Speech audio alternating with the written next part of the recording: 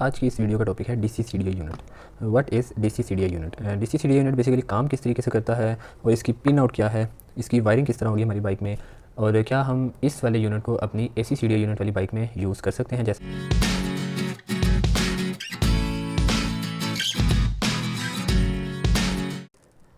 अस्सलाम वालेकुम फ्रेंड्स, आज की इस वीडियो का टॉपिक है DC CDI unit. What is DC CDI unit? DC CDI unit basically काम किस तरीके से करता है और इसकी पिन आउट क्या है, इसकी वायरिंग किस तरह होगी हमारी बाइक में, और क्या हम इस वाले यूनिट को अपनी एसी सीडीआई यूनिट वाली बाइक में यूज़ कर सकते हैं, जैसा कि हमारा होंडा 125, होंडा CD70 या और भी कोई चाइना बाइक जिसके अंदर एसी सीडीआई यूनिट लगा होता है। आज हम ये सारे टॉपिक कवर करेंगे इस वीडियो में। तो सबसे पहले हम स्टार्ट करते हैं इसकी पिन आउट से, पिन कॉन्फ़िगरेशन से। सबसे पहले हम इसमें देखते हैं, ये हमारी जो पिन नंबर 1 है ये 4 पिन वाला कनेक्टर है और ये 2 पिन वाला कनेक्टर है। इस तरह यहाँ 4 पिन और ये 2 पिन।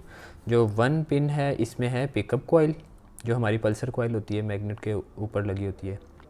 उसके बाद इग्निशन कॉइल, ये वो वाली कॉइल है जो हमारे स्पार्क प्लग के लिए जाती है। और ये जो नीचे वाले 2 पॉइंट हैं ये ग्राउंड हैं, और जो इसमें जो ये वाली पॉइंट है ये खाली रहेगा, इसमें कोई हमने कनेक्शन नहीं करना।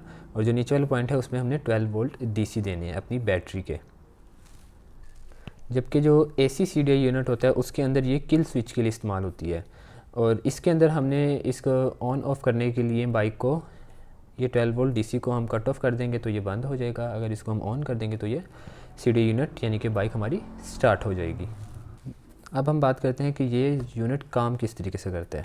देखें, एसी सीडीआई यूनिट के अंदर सिर्फ कंट्रोलिंग सर्किट होता है, क्योंकि उसके अंदर पीछे जो गुटका कॉइल होती है हमारी स्टार्टिंग कॉइल, मैग्नेट के नीचे उधर से तकरीबन 200 से 400 वोल्ट आ रहे होते हैं, जो उसको कंट्रोल करके जब पिकअप कॉइल का सिग्नल आता है तो वो उसको आगे इग्निशन कॉइल में भेज देते हैं, जिससे हमारी स्पार्क हो जाता है। लेकिन इसके केस में हमारे सिर्फ 12 वोल्ट इनपुट होंगे, 12 वोल्ट इनपुट होंगे। इसके अंदर पूरा सर्किट लगा होता है बूस्ट सर्किट, जो स्टेप अप करता है हमारे लो वोल्टेज को। इसके अंदर ट्रांसफार्मर यूज़ होता है, स्टेप अप ट्रांसफार्मर, जो कि 12 वोल्ट को हमारे बढ़ा के 11 kV या 15 kV तक लेके चला जाता है। और जब हमारी pickup coil, magnet pickup coil के आगे से गुजरते हैं हमें सिग्नल मिलता है, और यहाँ से ये इसको आगे प्लग में भेज देता है, जो इसकी टाइमिंग चलती है।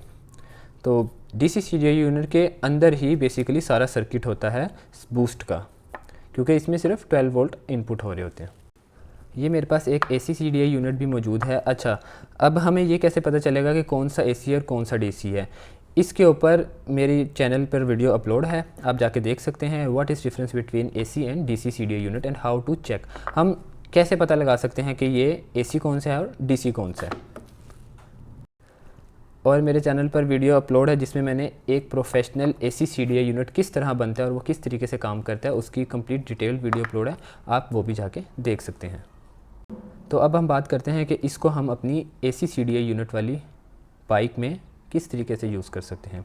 अच्छा, जो हमारे कनेक्शन होंगे वो सेम होंगे, मतलब कि जो पिकअप कॉइल वाला कनेक्शन है ये एज इट इज़ लगेगा, इग्निशन कॉइल का भी पॉइंट एज इट इज़ लगेगा, और ये दोनों जो ग्राउंड है ये भी कॉमन लगेगा। लेकिन जो हमारी स्टार्टिंग कॉइल की वायर आ रही है मैग्नेट के अंदर से, वो हमने यहाँ पर नहीं लगानी। अगर हमने यहाँ पर लगाई तो ये सीडीआई यूनिट बर्न आउट हो जाएगा, ख़राब हो जाएगा, जल जाएगा।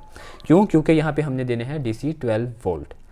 डीसी 12 वोल्ट हमने देने हैं जो हमारी बैटरी से आते हैं। जो हमारा रेक्टिफायर डीसी 12 वोल्ट बनाता है वो यहाँ पर हमने देने हैं। मतलब कि हमारी जो CD70 और होंडा 125 है उसमें जो ब्लैक कलर की वायर होती है ना पूरी बाइक में, वो ब्लैक कलर की वायर हमने यहाँ पे देनी है।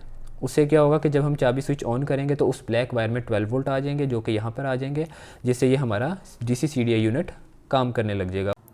अब हम बात करते हैं कि जो हमारा एसी सीडीआई यूनिट है और डीसी सीडीआई यूनिट है, इन दोनों का क्या क्या फ़ायदा है और क्या क्या नुकसान है, एडवांटेजेस एंड डिसएडवांटेजेस। सबसे पहली बात करें तो हमारा जो एसी सीडीआई यूनिट है इसको बैटरी की ज़रूरत नहीं होती है। अगर हमारे बाइक में बैटरी नहीं है या हमारी बाइक का रेक्टिफायर ख़राब है तो उससे बाइक के स्टार्टिंग में कोई मसला नहीं होगा, क्योंकि वो स्टार्ट होती है हमारी स्टार्टिंग कॉइल पे, जिसे हम गुटका कॉइल कहते हैं। जबकि डीसी सीडीआई यूनिट के लिए हमारी बैटरी होना लाजमी है। अगर बैटरी नहीं है तो हमारा रेक्टिफायर बिल्कुल सही तरीके से काम करना चाहिए, क्योंकि इसको 12 वोल्ट डीसी चाहिए होते हैं।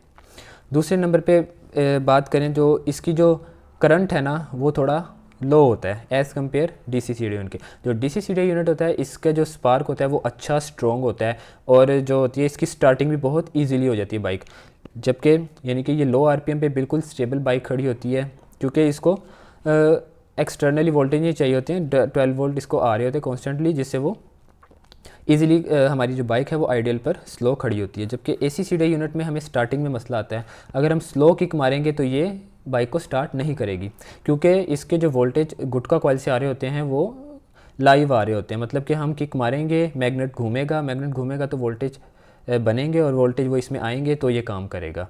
जबकि इसमें ऐसा नहीं होता, इसमें बैटरी कनेक्ट होती है हमारी, तो वो फ़ौरन से स्टार्ट हो जाता है। स्टार्टिंग का प्रॉब्लम इसमें आता है, इसमें नहीं आता। इसका करंट अच्छा होता है, इसका करंट अच्छा नहीं होता। हाँ, अगर हमारी बैटरी ख़राब है या रेक्टिफायर ख़राब है तो ये हमारा सीडीआई यूनिट काम नहीं करेगा। ये एक डिसएडवांटेज है इसका, और ये इसका एक एडवांटेज है कि ये विदाउट बैटरी ईजिली वर्क करता है। अगर आपको ये वीडियो अच्छी लगी है तो वीडियो को लाइक करें, चैनल को सब्सक्राइब करें। Thank you.